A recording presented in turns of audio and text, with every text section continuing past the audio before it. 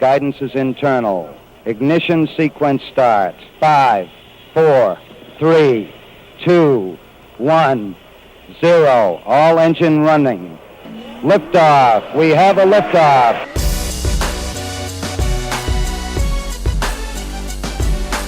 Permission to board. Permission to come aboard. Permission to board. Permission to bring me aboard. Permission to come aboard. Welcome to the Permission Granted podcast. Here's DA.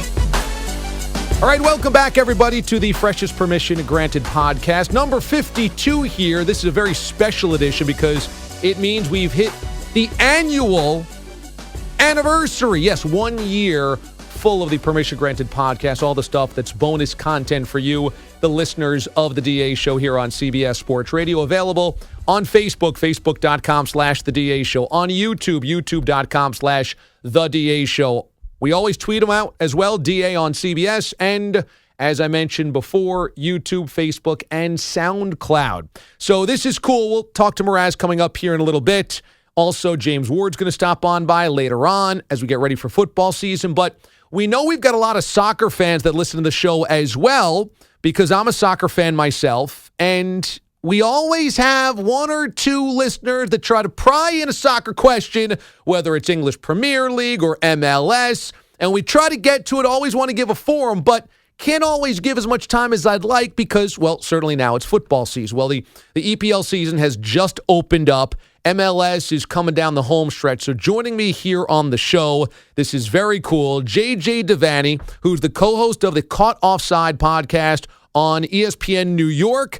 And also he does that, one of the co-hosts with Andrew Gundling. They do an awesome job. They're all over the soccer news here in NYC. And JJ joins me here for the podcast in studio. JJ, what's up, dude? DA, I am so pleased to be here to talk some soccer with you. It's fantastic. This is cool because you and I met over at NYCFC during the New York Derby when they took on the Red Bulls over at Yankee Stadium. Correct. We were hanging out there and got to meet.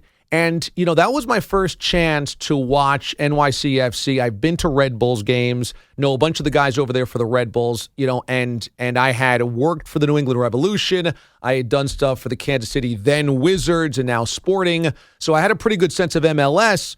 But this was my first chance to go over to Yankee Stadium. I didn't really know what to expect, baseball stadium, etc. Really awesome energy, really good crowd, really took me back. I was like, whoa. I think if you're going to give NYCFC praise for something this season, maybe it's not on the field, but off the field, Damon. The job they did in the preceding 6 to 8 months before this franchise got started was excellent. They've got a pretty solid base of fans in New York, some defectors from Red Bulls, fair enough, but this has been an outstanding supporter experience in the city. And I was a little skeptical about Yankee Stadium. It's so cavernous, it's so big, but they've made it work. I also wondered about whether New York City was big enough with MLS fans to support two different fan bases. Early returns are, it is. It absolutely is. And I think what people forget as well, that the Red Bulls, they don't like to talk too much about the fact they're in Jersey, but they're in Jersey. And they draw so much of the soccer support from the Garden State. And people forget that South Jersey, huge soccer area. So there's certainly enough of a population to, you know, have two teams. And, you know, we've even got room for the Cosmos. Yeah, it's true. And I think not only NYCFC, but Orlando did an awesome job as well coming in and driving grassroots support early and getting people on board even before the first kick and the first match. Both those teams, I mean, Orlando has been insane this year as well. Kind of the blueprint now in expansion MLS, getting these guys on board and supporter crews and everything early. I think if Don Garber has learned something, it's good to have a team that already existed in some form beforehand. Now, NYCFC, probably they break that rule in that there was nothing there before, but Orlando had a team beforehand and they just kind of basically got that support group and that fan core together and kept it together and brought it to the MLS. And I think that's what's going to happen going forward. You get a team that's maybe in the NASL or the USL and try and get them into the into MLS. It's happened successfully in a lot of different places, MLS. One worry that I have is that this thing is expanding too quickly, that we got Atlanta and Minnesota potentially coming up, Miami potentially, the new one in LA. What do you think? Is there enough talent to flesh out all these rosters? I would be nervous myself. I think what you're looking for is the blueprint that Orlando had. What you don't want is the rapid expansion that happened in the 70s, where basically there just wasn't the interest or B, the supporter bases to keep these franchises alive. The one good thing is that soccer's growing exponentially. We can see, people would like to have a local team to go and support rather than just watch Premier League games. They like Premier League, don't get me wrong, but they love the idea of being able to go to the stands, go to the game and watch live professional soccer of a good standard. So that's the upshot of it. But I can't honestly say. We're going to find out very, very soon with all these expansion teams, particularly in Minnesota, because that one for me, that could be, the one, the test. If Minnesota works, it could work anywhere. You think Atlanta's going to work? I think Atlanta's going to work. From what I've seen from them so far, they're going about it the right way, and they're really developing a fan base beforehand, and they seem to have a model that will work. And you know what? MLS is very clever, and Don Garber, these guys, they've learned from their mistakes in the early days in 1996. So I'm pretty sure if they're expanding into Atlanta and doing their thing, they know what they're doing. Okay, what do you think about the second team in LA? Because when it was Chivas, it was a total unmitigated natural disaster. Certainly that's a market that you would think could support too, but they've got to be careful about how they brand this second one. I think so. And we've seen, I suppose, in NFL as well, that LA is kind of a tricky market. Yeah. I think it will work because they've learned from their mistakes, like I said before, but they've got to try and tap into another, fan base there. Now, Chivas tried to tap into the Hispanic Latino, and it didn't really work out for them. So I wouldn't be so sure about that one. But like I said, if they can get a marquee player, we've heard rumours of who they're going after. I won't say his name yet. But if they can get a marquee player and suddenly steal a bit of buzz from LA Galaxy, they might get some jaded LA Galaxy fans and maybe split the city. You have to say the name now because we have too many soccer fans or casual soccer fans that are like, ooh, what are you talking about? I'm constantly hearing about Cristiano Ronaldo in LA. And I can see how that works. Marketability-wise, the guy is a global name. I think he's got another trip in Europe yet to another city, back to Manchester United before he does that. But I do see him spending some time in MLS over the next period of time. Big story here this last week was what? He was condo shopping, right? He bought, here in New York City. He bought a condo in the Trump Tower, I believe, which was quite interesting to me. Now, people got very excited about this. He's coming to NYCFC. He wants to make his home in America. I would calm down a little bit. Like I said, he has a strong connection to Manchester United. I really feel like he'd like to do another stint there, bid farewell to Europe, and certainly come to MLS. What do you think about the connection NYCFC has to Manchester City? I think for some, it rubs people the wrong way because it feels like a farm club, and nobody wants to feel like a farm club. On the other hand, it gives you resources, gives you a brand, increases exposure, and NYCFC has benefited from some of that kind of shine they get from Man City. So how do you look at that? So far, so good. I don't think it's been too bad. I think the fans have copped a lot of stick, a lot of abuse from other rival fan groups about, you're just City Light. They had this Man City Light poster at New York Red Bulls at the previous game. I don't think it's been too bad so far because what they've been able to do is, sure, they've brought in talent from Manchester City, which is a huge advantage to them. They brought in Angelino, who's on the reserves at Manchester City and was in the youth team. They've played him. That's worked out. But they've also brought in RJ Allen, who is a local guy. And as long as they can keep that balance and make sure they've got that connection to the city, I think they'll be okay. And after a while, maybe we'll stop talking about them as Man City Light. I hope so. Do you get more energy? Do you enjoy more watching the real stars that came from across seas over here that have already built their brand? Did you see them when they're in their 30s, but they still have some magic like Thierry Henry, etc.? Or do you get more juice out of watching younger guys that haven't been developed other places grow up here at MLS? I love interviewing the guys who've been in Europe and have so much experience, and I love getting their take on MLS and on this, this new league, this fledgling league that's only 20 years old. But I love seeing the young kids coming through. It really gives me a buzz to see homegrown talent match itself against the best in the world and prove to be really good. Down, the last, I suppose, few seasons, watching Diego Fagundes at the Revolution, a guy that's, eligible to play for the US and should get a senior cap in my view. Lee Wen, guys like this, very exciting for me. And like I said, RJ Allen coming through to play, imagine that being a Jersey guy like him or, growing up and living in the metropolitan area and getting a chance to play for your local club at a professional level. That's pretty cool. How about Bradley Wright Phillips? Because people say, well, you can't get it done overseas, but when you're here, you dominate. I don't know, man. I love watching that guy. I think he's awesome. But I think he's changed his game. I spoke to him at the beginning of his New York Red Bull adventure, if you want to call it that. And he said he's going to have to change his game in MLS. And he has. He used to be this kind of guy who relied largely on burning pace when he was in England. He's not that guy anymore. He's the fox in the box. He gets in and around. He finishes things. And I'm really liking his renaissance. I mean, look, the guy had probably done all he could in England. He wasn't going to play at the top level again, and he's come over here and he's made an excellent career for himself, and he's turning into a legend in the Red Bulls. I say fair play to him, well done. I don't feel like it's, he couldn't make it there, so he's here. I think that's mean-spirited. Do you have a favorite going into MLS playoffs in a few months? I think the first thing to say about it is if it's back home, it's a league, you finish top, that's it. But with playoffs, it's very different. And the expansion from 5 teams from each conference going into 6 teams going into the playoffs from each conference, that makes it very, very different, DA. I think that my favourite right now is the LA Galaxy, based on Giovanni Dos Santos coming in to help Robbie Keane out with the work rate in terms of offence. Steven Gerrard's only going to get better. Right now they're my favourite, but I would not count against some of the other teams, including our own New York Red Bulls. I go back and forth on this because the English Premier League, it's great that it's just a table, and if you finish first, you get that championship. It's the best team, the best club ends up winning the title every year. Yeah. But in America, playoffs are what we love, right? It's almost like the regular season, and everything doesn't quite matter until the playoffs. So for it to be truly American, it has to have a postseason where the best team could get knocked off in the first round. Which one do you like better? Well, for me, it's a case of tradition. It's exactly what you said. This is America, and we do playoffs. Get used to it. That's the way it is. And it's exciting because someone can come from nowhere, just scrape into that 6th place and create an upset and create a great run in the playoffs. And I enjoy that. I enjoy it for what it is. Back home, it's very traditional. The league is a marathon, not a sprint. The best team gets to the end, and they're the deserving champions over 38 games. But this is America, and this is what fits our sports market. All right, so let's go to English Premier League. Just kicked off its season. Let's go to the defending champs, Chelsea. What do you think about their chances this year to repeat? I think they've had a slow start, but I wouldn't write them off at this point. There's an internal struggle going on at the moment. They've sacked some of their matchday medical staff, which is incredible. And this is supposed to be classic Mourinho deflection tactics. You can't write them off yet, but it's certainly been a slow start. In fact, their slowest start since 1998.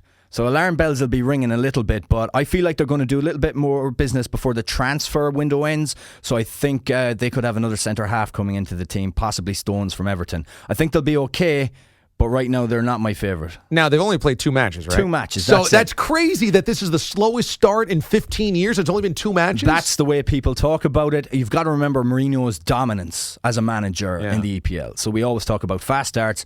They got off to a very fast start last season and dominated right the way through.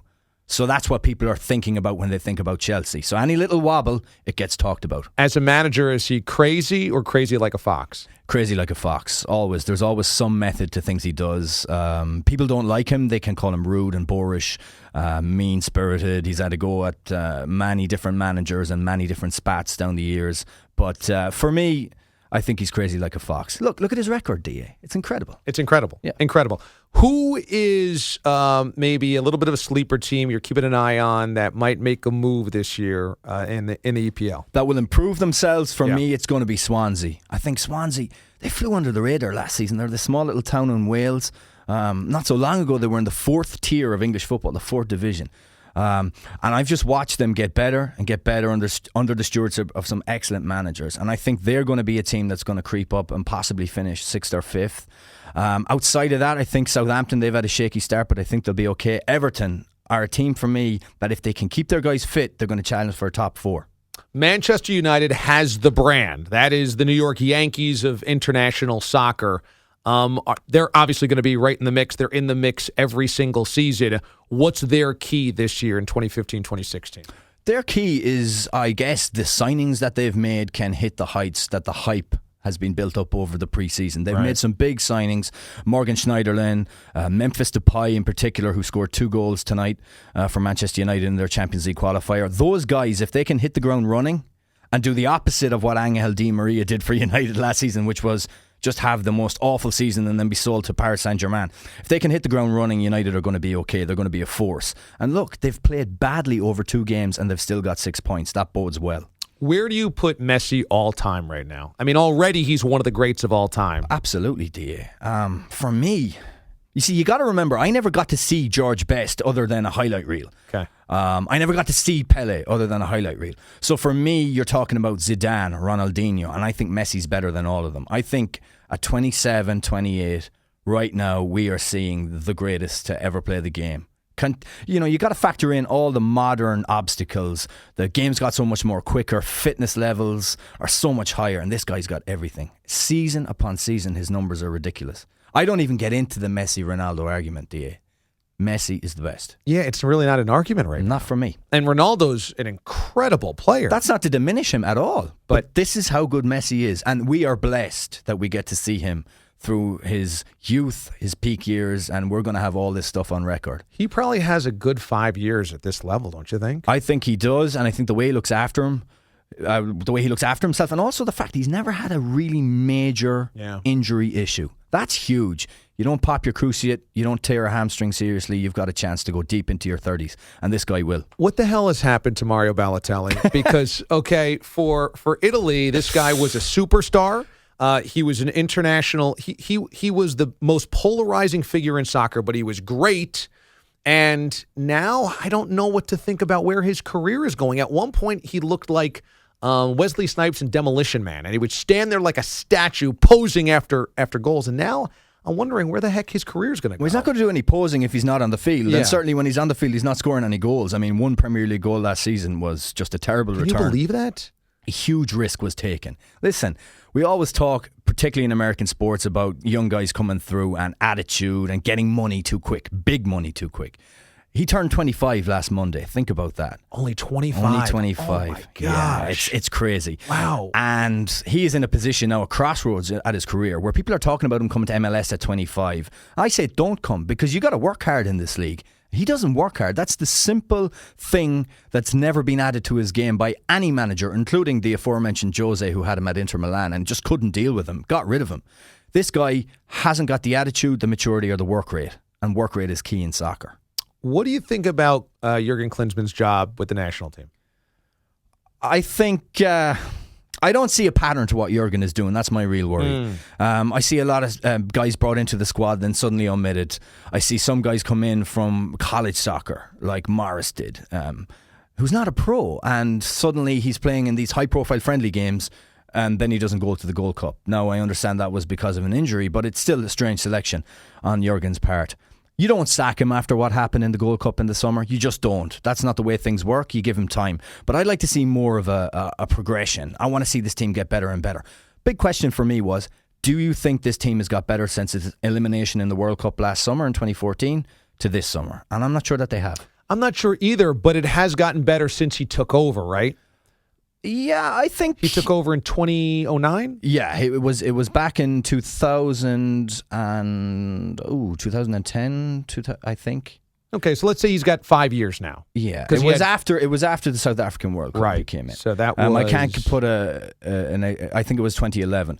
But the point about Klinsmann for me is that you've got to give him time. Sunil Gulati believes in him, and so he should be given a stretch of time. Let's be different to other federations who sack their managers at will. Let's see where this is going. Certainly, this playoff game for the Confederations Cup coming up in October is going to be crucial against Mexico. But I wouldn't get too excited about what happened in the Gold Cup. You know, I agree. I don't think you can overreact because it's got to be a huge body of work. Because ultimately, what U.S. soccer has to build towards is not winning the Gold Cup. It doesn't matter if you win the Gold Cup because nobody in America really cares about that. It's how you perform on bigger international stages, including the World Cup. And if they're continually getting out of the group stage, they're getting into the elimination stages of the World Cup, and they're putting guys from MLS into the EPL and other places, top tier international leagues, then something's going right. But the problem is that Jurgen, as you said, it's hard to discern a pattern, and his clash with MLS is awkward, right? It creates an awkward dynamic here in the States. It does, and I don't think it's helpful. I think there's things he said publicly that aren't going to change anything, aren't going to benefit anybody. Like constantly saying how he wants his players playing in Europe. That's a huge thing for him. And I think that kind of diminishes the league somewhat. He expressed on an ESPN documentary last season prior to the World Cup his disappointment at Michael Bradley coming back from Europe to play at Toronto. I don't think that's helpful. These are things, private conversations that can be had with the player. And I think he is at loggerheads. But then again, I think that he should be given the time. That's the bottom line for me. Give him the time. There's no benefit to getting rid of a manager mid-cycle. Well, because the U.S., in terms of where we are internationally in soccer, it's almost like we're in our teenage years, because the infancy was really the 94 World Cup. Maybe we were born in the 90 World Cup, right? We have made it for the first time in forever. The 94, we hosted it, and we were so young as a soccer nation trying to build the infrastructure.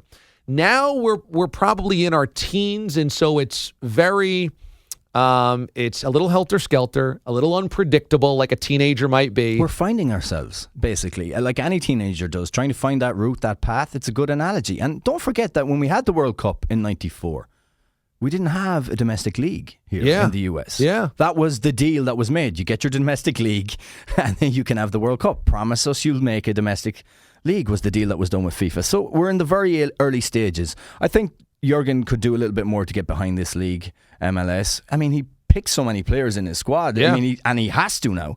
I would just like to see the conveyor belt of talent be upped a little, more of a notch or two, because I think the next phase for MLS is to be able to create homegrown talent that can go to Europe or play in the league here through its academy system. Very good academy in New York Red Bulls and in some other teams, and we need to develop the academies. Yeah, and I'm torn a little bit, too, on American players playing here if they're good enough to play overseas, because if they're going to be better across seas, you want to test yourself against the highest competition, I mean, that's really cool. But at the same time, seeing Clint Dempsey come back and seeing Michael Bradley come back, there's a buzz. I get national pride out of that too. So I'm a little torn on what I'd rather see, and I guess that's just going to be our existence for a while. It is going to be our existence for a while, and we have to make our peace with it. It's great to have Clint Dempsey come visit our town when he plays for Seattle, but at the same time, it's still in the back of your head. You know what? He could still play in England. He could still play in Germany. Until we get our league to that level, we're still going to have this conversation. JJ Devaney is one of the co-hosts of Caught Offside, which is a soccer-specific show on ESPN New York. You can go to ESPN.com and click on the New York tab. You and Andrew do such a good job with this. And last week you went over the opening kind of matches of the EPL season, right? Mm-hmm. And what's going to be coming up on the next show? Well, the next show, we are obviously going to be looking at what was another interesting weekend in the Premier League. Yeah. We're going to talk about our friend Jose quite a lot. We're hoping to have a guest on from across the water, who I won't say who it is yet until we can confirm. You know the way radio works. Of course. It's usually a last minute job, but we'll have someone on to discuss, what's been pretty much a bad 2 weeks on and off the field for Chelsea. That's going to probably take up a lot of our time. And of course, Andrew being a Spurs fan, we're going to have to discuss Spurs surrendering a 2-0 at halftime to Stoke to tie 2-2. So a lot to talk about. Liverpool, Chelsea, we're going to do all of that. We're also going to get into MLS a little bit deeper and talk to some people. Hopefully we'll have a guest on from the LA Galaxy. Is Andrew one of those guys that goes out to watch the Spurs every single weekend? He wouldn't go every single weekend, but his weekend is pretty much soured if they don't do well.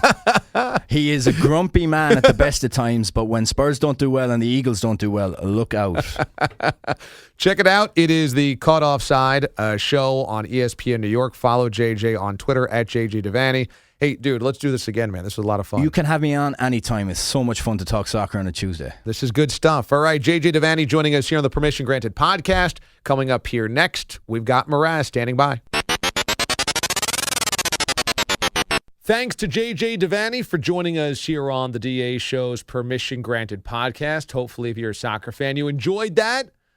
If you're not a soccer fan, well, fear not, because we've got a whole lot more here on the Permission Granted. And Mraz joins me now. Mraz, how you doing? I'm doing great. Feeling nice and full, feeling nice and energized. I just got back from Yankee Stadium, went to the matinee day today. Matinee game against the Minnesota Twins. A little getaway for the Yanks.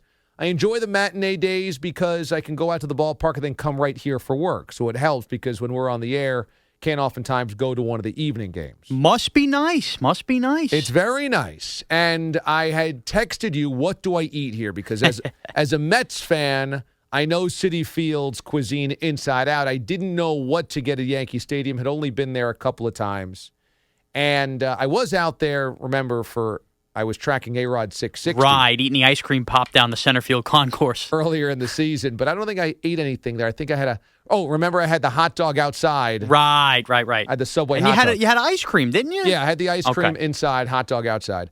Today, it was around lunchtime. I said, I need something. I texted you, and your two options were what? The chicken and waffle sliders, which were a new ad this year, which I had the first game of the year I went to. And Chicken and waffle slider. So how do they do this? so it's basically like a boneless fried chicken breast. Okay. And then slider style, but a little bigger than your standard like hamburger slider. Because that's smaller than you would normally have for like a chicken breast. Exactly. So it was only slightly smaller. I think they give you either 2 or 3, and the bun is 2 round hot pressed waffles that aren't frozen. They hot press them right in front of you. They have the waffle press going. So the bun is the waffle? The bun is the waffle.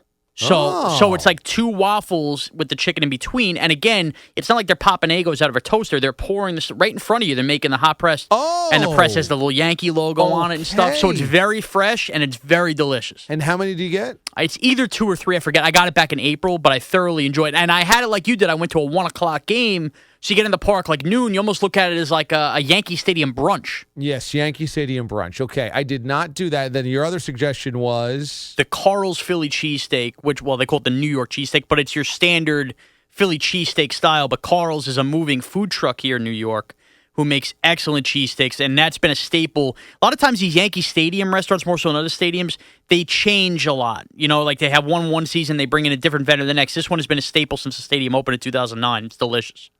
I went with the LaBelle steak sandwich down the third base side, and I was a big fan because you get the horseradish with it. It's fresh cuts of steak, and it's on the big old bun, and then you put the horseradish on. You can even have a fork because there's so much steak there. Very enjoyable. They do give you a lot of bang for your buck. I do like it. I'm not going to hate on it. I'm more of I like the greasier style cheesesteak. I'm going to have steak on a sandwich. But it is delicious. There's no denying. And I like that they have like basically the hanging raw meat in there. It's like you're looking at a real butcher shop. Yeah. Now, it's a $15 sandwich. So it's a lot of money. But for the ballpark, what do you usually do? Because like a sausage and peppers is like $8.50 there. Right. Do you go with the value or do you go with the quality? It really depends how hungry you are. Like, for instance, we've talked about this before in the podcast with Citi Field. They have the Keith Hernandez burger. Yes. Which for $20 you could get a beer, a nice-sized burger, a side bag of Wise chips, and a lollipop. Because the burger itself is $12.50. Right. So you're getting your drink, your dinner, your side is the potato, your dessert is the Tootsie Pop, which I think is a great deal for $20. Yeah. Yankee Stadium, they have a Boar's Head deli counter where they do a panini bag of chips drink for about $16. Sometimes I go to that because I think that's good value. Right. But if you're thinking to yourself, do I really need the fries or the chips anyway? Why not just spend the $15 and get a higher quality sandwich? Okay. All right. So that's your philosophy behind it. It's pretty sick how much thought I put into it. I know. Well, and that's why I texted you, what should I get? Because I know that you oftentimes take these things very seriously. Right. I'm a little disappointed you didn't go with the chicken and waffle slide. I think that was a little lazy by you.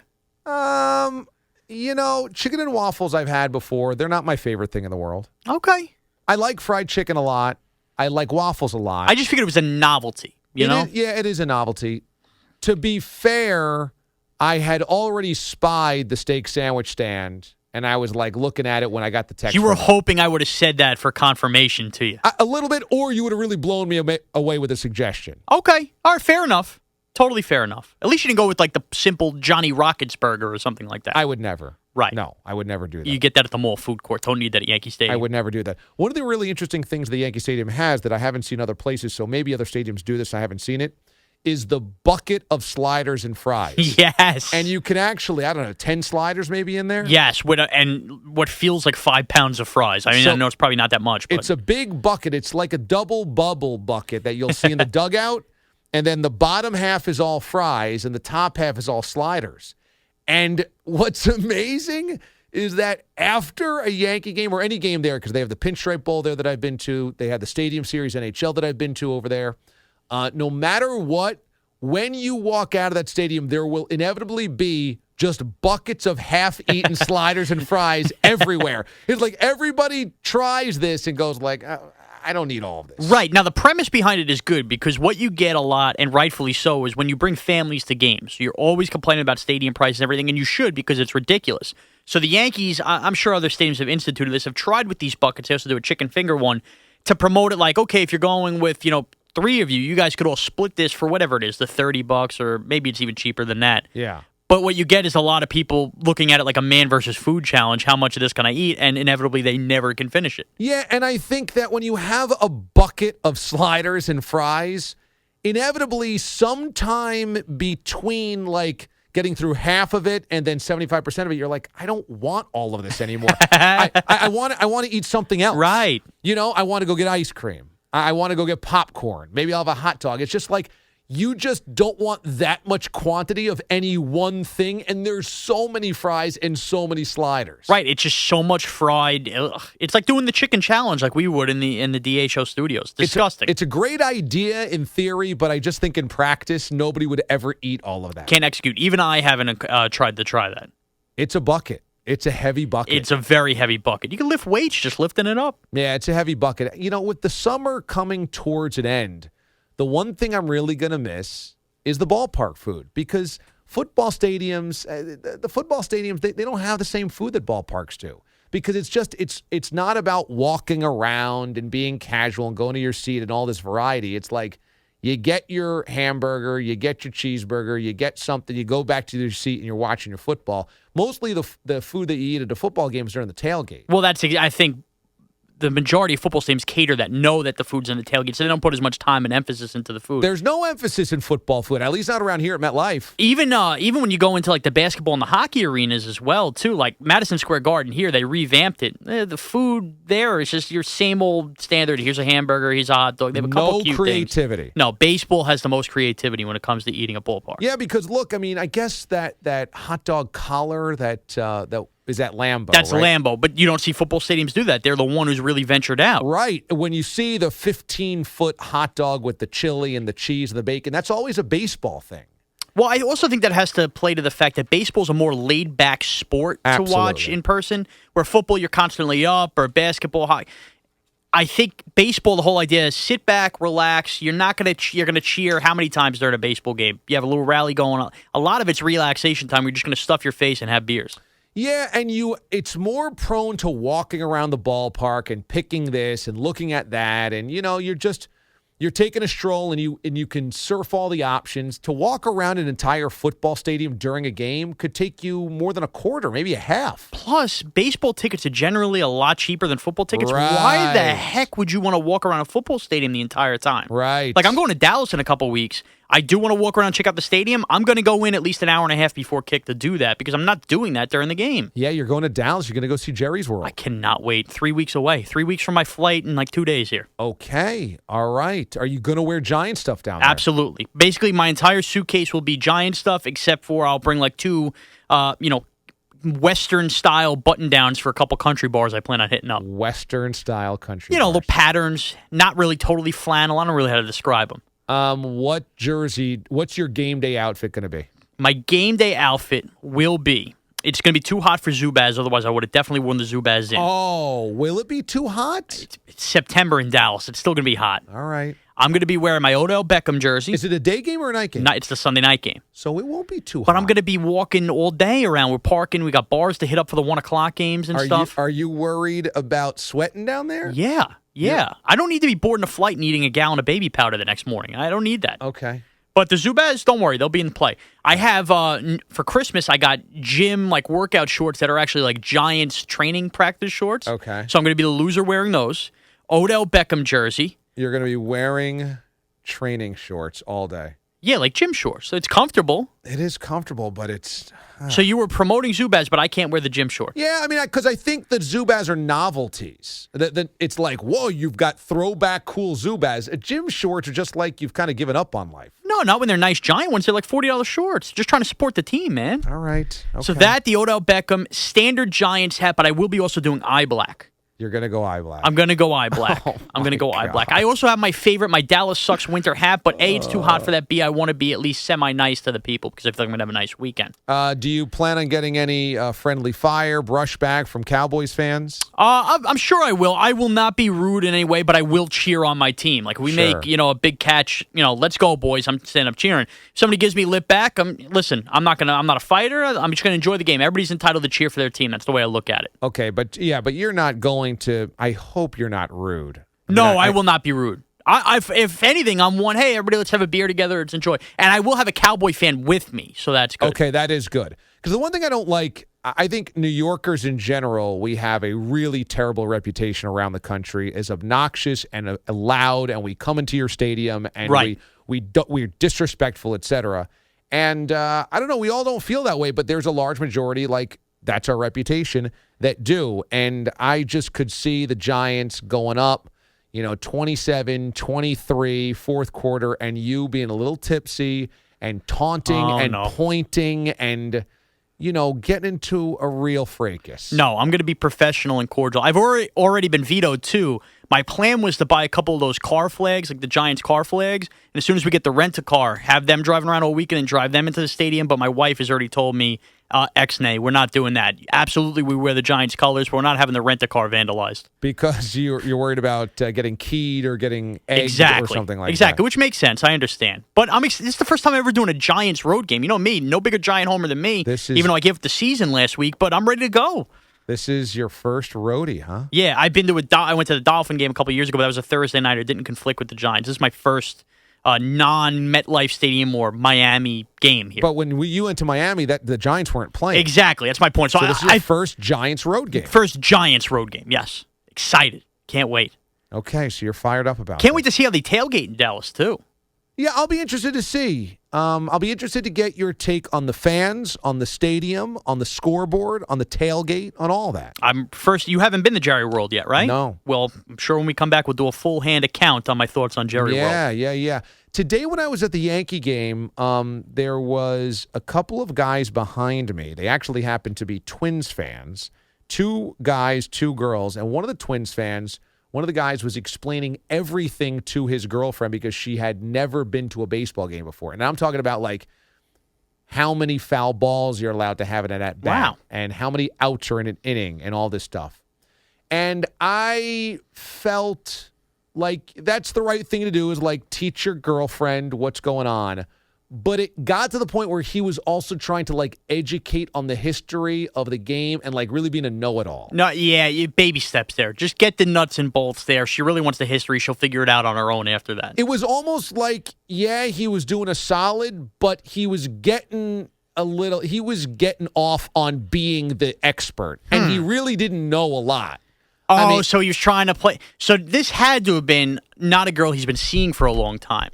Because when you're going to act like that, you're really trying to impress somebody who maybe you haven't been around. Unless he was trying to impress the dude next to him, but I don't know. So basically, like, he's trying to get some from this girl, and he's trying to drop Honus Wagner knowledge, little Kevin Moss, maybe? He wasn't smart enough to know Honus Wagner. So, like, he knew enough to sound smart to somebody that didn't know anything. Right. You throw out Cecil Fielder out there, and people think you know the game. Yeah, and shifts and stuff like this. And I'm just going...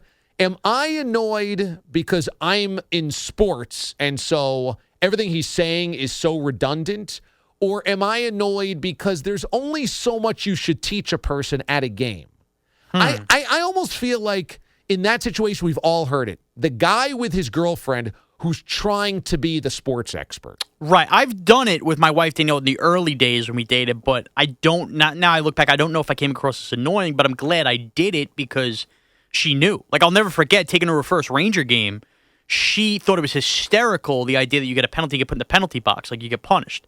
And that made me like, you know what I mean? Like, so I've been there, but this guy had to have been over the top because I don't think I was nearly as bad doing that. Like, would you have explained to her, well, this is hooking, and this is how many minutes you get, and this is 5 for fighting, and this is... No, I just did the standard. There's certain, things you can't do, and you get a penalty, and you get thrown in the box, and this is what happened. I think that's proper stadium etiquette. You are responsible for teaching your child or your wife or your friend, if it's a dude that doesn't know sports. You are responsible if you bring them there to help ease their comfort into the game. Right. But you should not be a know-it-all just because you know more than them. Right, because all of a sudden you can actually turn off the person that you're teaching. Absolutely. Good point. Absolutely. It's just like if I went to the Smithsonian and there was somebody that knew like just enough about congressional history and we're just... Smithsonian was Night at the Museum 2, right? I don't know. I didn't see That's either the one. DC one? Yeah. That's how I know what it is. I just want to make sure. I didn't see either Night of the Museum. That's the only way I know what museums are what is from those movies. London in 3. Oh, my God. Oh. Where was I? Guy at the Smithsonian. Yeah. So if he is trying to pimp his congressional history knowledge on me, I'd be like, okay, I'm just looking at the basics here. Right. I don't need to know every bill and law and every vote and veto and just enough. And I feel like that would be me if I was the girlfriend that I was in front of today at the Yankee game. Like, you give me some, but you don't have to grandstand here. Boy, you know, how much thought you put into this? I have to imagine this ruined your Yankee game experience a little bit. It didn't ruin it, but look, it was 9 innings of this. You know what, though? You almost have to give the guy a pass, 9 innings of it. If you're going to do that at any game, it's probably a day game versus the Twins in August. But he was a Twins fan. Oh, okay, good point. So this is his only shot to go if you're a Yankee fan. But you got my drift. It's not exactly like he was doing this in a sellout versus the Red Sox on a Sunday night. That's true.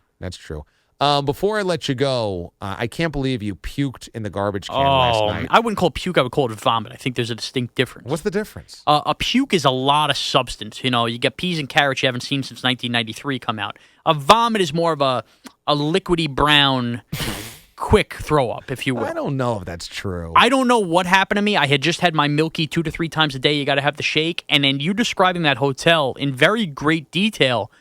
I don't know what happened, but some combination of the two made me queasy, and that had not yet reached my stomach, and it came out, and I don't know. Words cannot explain what happened to me. There was a story where Alex Morgan, the women's soccer superstar, her U.S. team, not the national team, the whatever league that is, the U.S. Women's National League, right? Her club team, let's say. Was put up in a crappy hotel, the Adams Mark in Kansas City. I specifically know that because I used to work out in Kansas City. I know that hotel and how disgusting it is.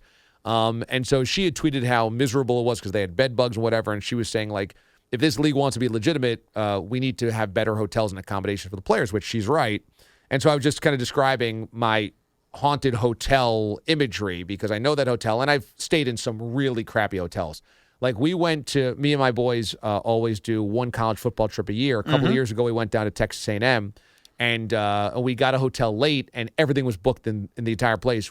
I ended up booking, at the last minute, 2 rooms, and no joke, there was a blood stain on the carpet. There was a legit blood stain, and we were so grossed out, we could not even sleep in that room. We had to move everything to the other room. It was so hideous. So I was just describing, like, these types of hotels, and you actually got physically ill and puked during the segment. And think about this. I'm one of the grossest humans you will ever meet. Oh, yeah. And this grossed me out to the point where I got physically ill, and I had to literally run out of the room, leaving Joe in both disgust and hysteria. You were dry heaving over the garbage can here in the studio. Right, and then when liquid started to come out, Joe yelled, basically, get the bleep out of here. And that's when I took off covering my mouth for the bathroom. To the bathroom, and then puked, and then came back during the segment. I had to. I was going to wash it off. You dust it off, and you get back in the box. So the whole shake came up. Oh, the whole shake. The whole shake. That literally, I didn't even insert it on my MyFitnessPal calorie counter. It was gone. So you're bulimic now. I guess. Let's hope I just make it through another show without having to do that.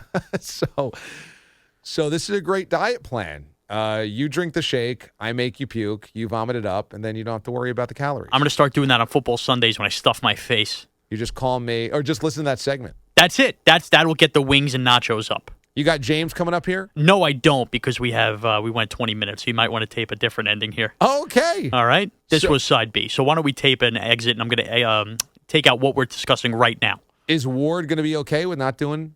Ward will understand. Okay, we went long here. Yes, we went long. Okay. So I'm going to take out what we're talking about right now and just do an ender. I would keep it in. Keep it in? Okay. It shows people what ends up happening. We got to get to 45 minutes. We can't have more than 45 minutes, unfortunately. Right, and if you don't get this wrapped up in another 45 seconds, I will have to get it out. Facebook won't let it. And so our videos, have to be limited to 45 minutes on YouTube, on Facebook, and so I guess there could be 2 versions. Yeah, true. I don't know. So what should we do here? Should I wrap up one version, then ask James if he wants to do it? And then if you want to do a bonus long one? I mean, it's up to you. I don't care. At this point, I don't think James cares either. Okay. It's more work for me. All right. So let's wrap up the Permission Granted podcast. A little reminder, you can download us by going to youtube.com/The DA Show, facebook.com/The DA Show. We always are on SoundCloud as well, and we tweet them out, DA on CBS. It's all there. Plus, you can get it on iTunes with our normal iTunes feed. PGP number 52. Thanks for listening, everybody.